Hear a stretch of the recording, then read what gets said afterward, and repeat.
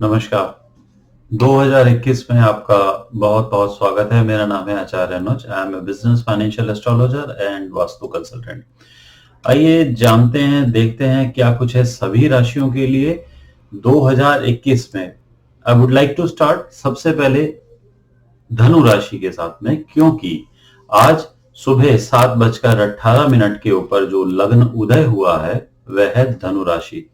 आपके लग्न का स्वामी आपके धन भाव में, आपके चतुर्थ का स्वामी आपके धन भाव में, यानी कि यह साल आपके लिए भूमि, आपकी फाइनेंस और आपकी फैमिली के लिए बहुत उत्तम है।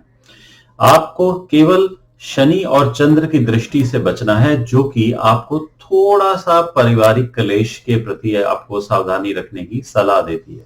वैसे धनेश का धन स्थान के अंदर बैठे होना और धनेश की दृष्टि, दशम दृष्टि, लाभ के ऊपर उच्च दृष्टि पड़ना आपके धन के लिए बहुत अच्छा है।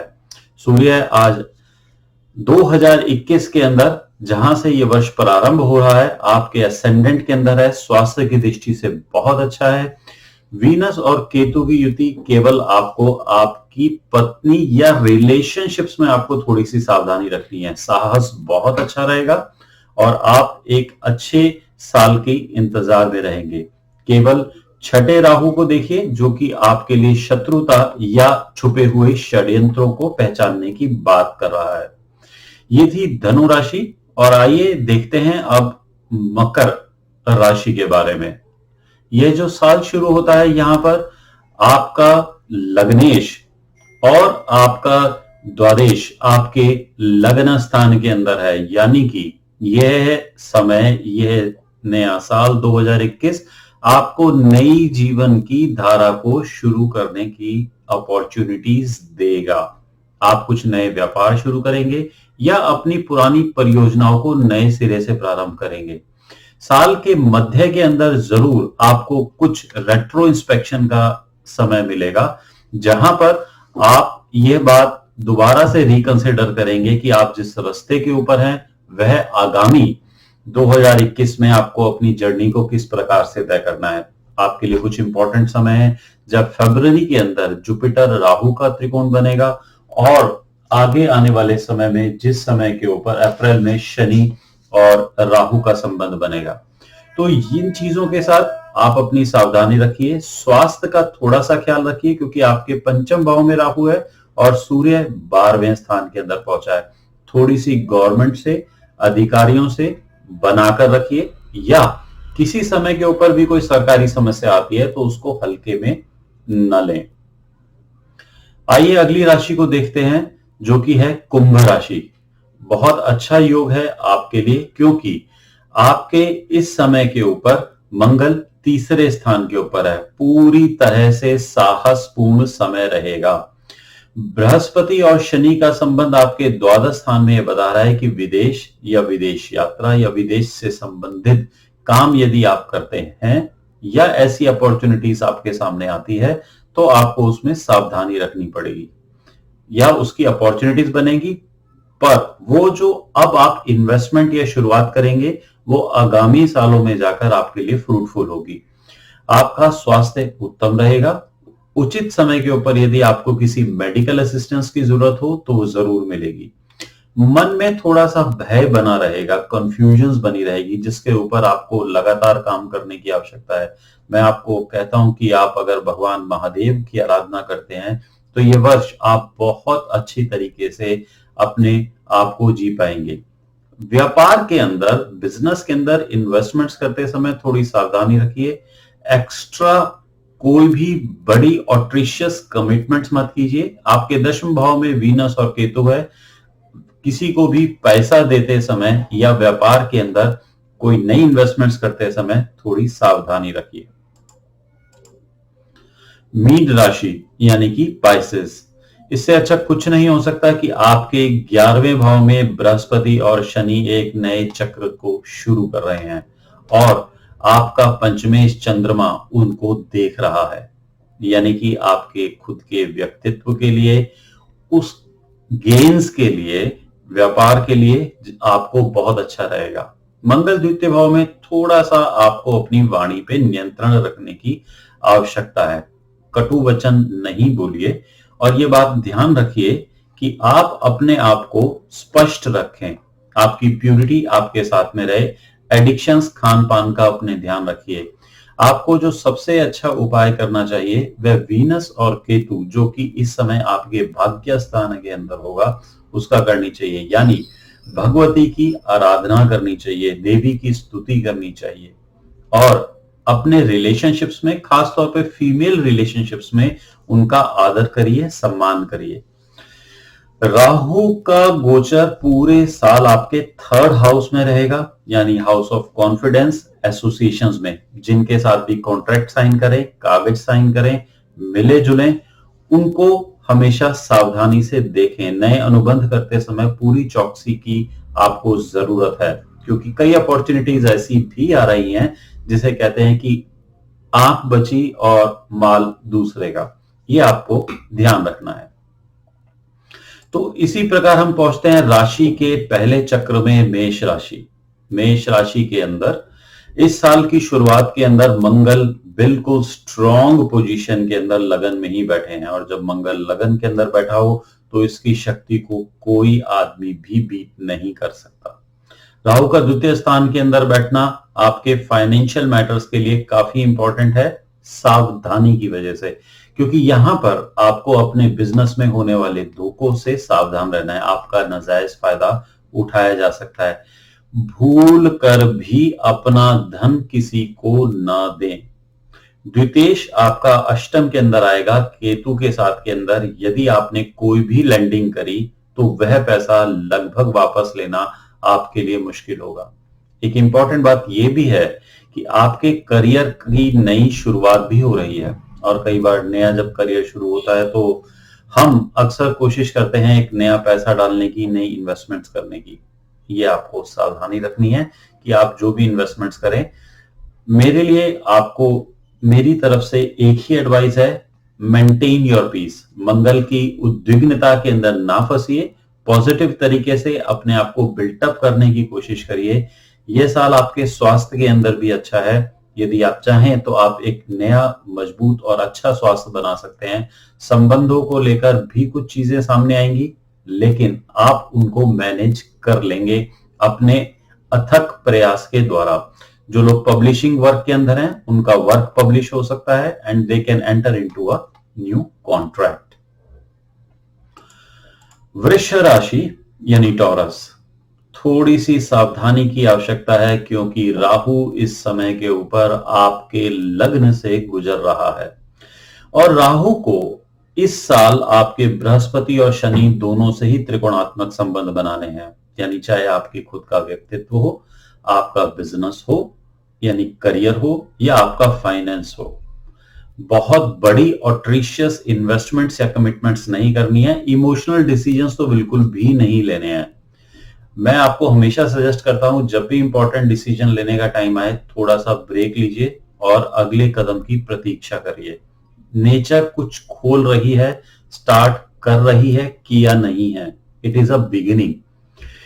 धर्म के क्षेत्र के अंदर आप एक बहुत अच्छी प्रगति इस समय के ऊपर कर सकते हैं। अपने संबंधों का विशेष ख्याल रखें, अपने घर का, परिवार का, और ये कोशिश करें कि आप अपने धैर्य को ना खोएं। 12वां मंगल आपको कई बार उद्विग्न बड़े स्टेप्स लेने पर मजबूर कर सकता है। आपके लिए भी एडवाइस है, कोई डॉक्यूमेंट्स या लायबिलिटीज उठने की कोशिश ना करें। अपना पैसा मॉनेटरी फॉर्म्स में, इलेक्ट्रॉनिक फॉर्म्स में बहुत सोच समझ के रखें। मिथुन राशि यानी जेमिनी, आपके लग्न का स्वामी इस वर्ष लग्न को देखेगा। बार बार राहु कुछ कंफ्यूजन्स पैदा करेगा या इल्यूजन्स पैदा करेगा, लेकिन धन की लिक्विड स्थिति बहुत अच्छी है, कैश स्थिति बहुत अच्छी है, गेन्स बहुत अच्छे हैं।